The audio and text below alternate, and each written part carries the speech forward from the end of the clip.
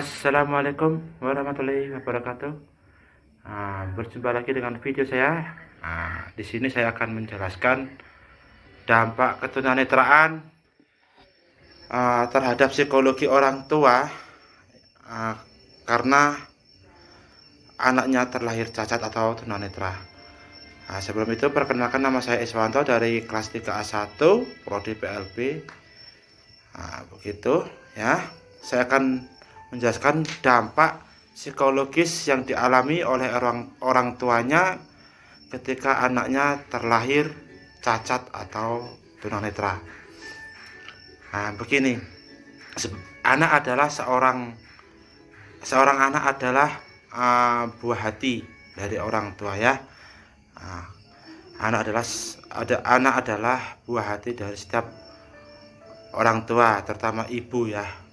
Begitu. Jadi para keluarga mengidam-idamkan seorang anak yang cantik, yang tampan, pintar, smart, dan tentunya diharapkan atau yang dibanggakan begitu ya.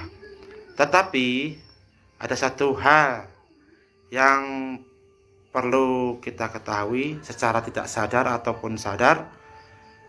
Ketika anak kita terlahir tidak sempurna, ketika anak kita terlahir cacat atau mengalami disabilitas atau difabel, khususnya tunanetra, gitu ya, dampak psikologisnya sangat berpengaruh sekali, sangat mempengaruhi sekali ya, terutama bagi orang tua, kedua orang tuanya, ibu bapaknya, dan juga keluarganya. Di sini saya akan mengedukasi bahwa anak tersebut yang diharapkan oleh orang tua itu terlahir sempurna. Namun kehendak Tuhan itu berkehendak lain ya. Apapun resikonya, apapun kondisinya harus kita terima, baik anak normal maupun anak cacat begitu ya. Kita ketahui bahwa bukan hanya sekedar tunanetra saja, banyak sekali ya, termasuk anak tunalaras pun itu juga tergolong ke dalam sebuah kategori anak begitu ya. Anak yang mengalami gangguan pada emosionalnya. Ada anak ADD, ADHD, dan anak ATD, juga autism, terus anak grahita begitu ya. Oke, semua itu bisa dikerjakan dengan mandiri ya, dengan diri sendiri, mulai dari mencuci baju dan sebagainya.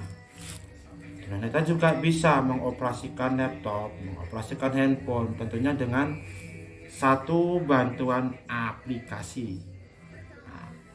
Aksesibilitasnya ada untuk kemudahan tunanetra untuk mengoperasionalkan sebuah IT begitu. Dan tunanetra juga bisa berkarya untuk bangsa dan negara ini. Bisa menjadi pendidik, dosen kah, atau guru kah, banyak. Itulah salah satu bukti bahwa tunanetra itu bisa mandiri dan bangkit gitu ya. Dan anggapan orang tua yang mengatakan bahwa anak saya tidak bisa mandiri, saya kecewa, saya menyesal punya anak tunanetra seperti ini, itu anggapan yang salah. Jelas itu salah, jelas sekali itu salah ya. Bahwa tunanetra itu kalau kita didik, kita bina, kita arahkan, kita bimbing, kita motivasi, kita kasih arahan yang baik, anak itu akan bisa mandiri. Begitu berguna bagi dirinya sendiri, bagi masa depannya sendiri dan warganya. Jadi bagi Anda yang mempunyai anak tunanetra, jangan menyesal, jangan disesali, jangan kecewa. Mereka adalah titipan Tuhan, amanah dari Tuhan, yang harus kita rawat, yang harus kita didik, yang harus kita bina, harus kita arahkan. Itu merupakan tanggung jawab bagi orang tua. Begitu. Jadi dampak psikologis dari orang tua itu ya seperti itu. Kecewa lah, terus membenci mereka lah, tidak menganggap anak mereka sebagai seorang anak kandung sendiri. Nah, ini pengalaman saya sendiri. Contohnya, salah satu teman juga, ketika ada teman bapaknya datang, atau ketika ada teman ibunya ataukah saudaranya dari kedua orang tuanya datang, anak tersebut disuruh pergi atau disuruh pergi ke kamar, tidak boleh keluar rumah, tidak boleh menemui saudara bapak ibunya atau teman bapak ibunya. Mereka malu karena memiliki anak tunanetra.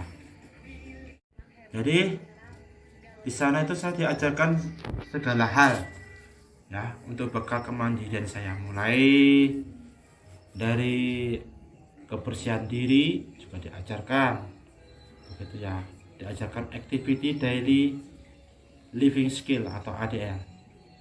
Nah, begitu ya, bagaimana kita mengurus seorang bayi. Nah, itu ada simulatornya. Nah, begitu juga diajarkan.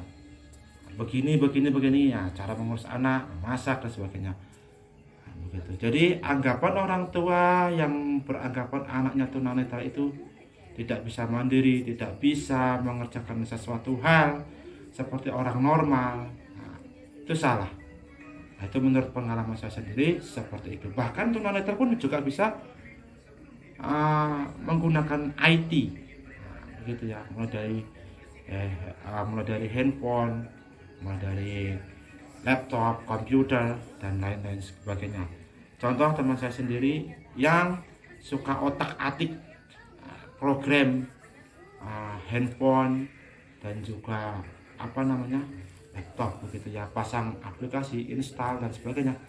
Itu merupakan kelebihan spesiali tersendiri untuk anak tersebut, begitu. Jadi anak tunanetra juga bisa berkarya untuk bangsa dan negara. Contoh saja teman saya sendiri dan saya sendiri juga sedang menempuh dalam sebuah studi perguruan tinggi di salah satu kampus di Jember. Nah, itu bukti nyata bahwa tunanetra bisa berkarya, tunanetra bisa mandiri, dan tunanetra bisa berbuat untuk kemajuan bangsa dan negara, khususnya teman-teman sebaya, teman-teman senasib, begitu.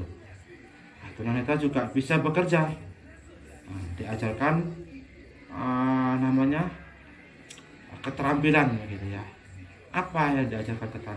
Keterampilan yang diajarkan adalah identik dengan pijat, begitu. Nah, itulah. Jadi dampak psikologis orang tua yang mempunyai anak tunanetra, jangan kecewa. Demikian sepenggal dari paparan yang saya jabarkan, begitu ya.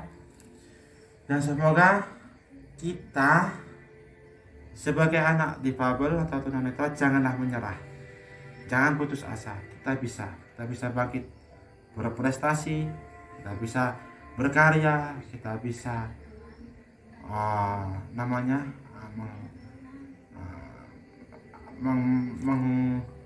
mengharumkan bangsa dan negara. Contoh Louis Braille, dia seorang tunanetra, totally blind, cacat ganda, dia buta tuli, tapi dia menjadi seorang ilmuwan, penemu huruf Braille. Nah, begitu, seperti ini huruf Braille ya. Nah, begitu. Nah, ini dia sebuah karya dari Louis Braille. Ini adalah huruf Braille. Ini adalah karya dari tunanetra, begitu. Kata siapa tunanetra tidak bisa berkarya? Bisa, gitu ya.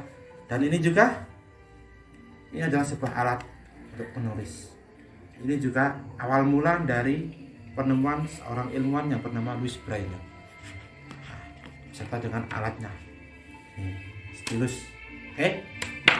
Jadi para orang tua, jangan menganggap anak tunanetra itu sebagai beban. gitu ya. Tapi jadikanlah anak tunanetra itu untuk lahan ibadah kita, karena kebanyakan orang tua tidak menganggap anak tunanetra itu sebagai anak kandungnya, bahkan membuang, mengucilkan, dan juga membenci gitu ya.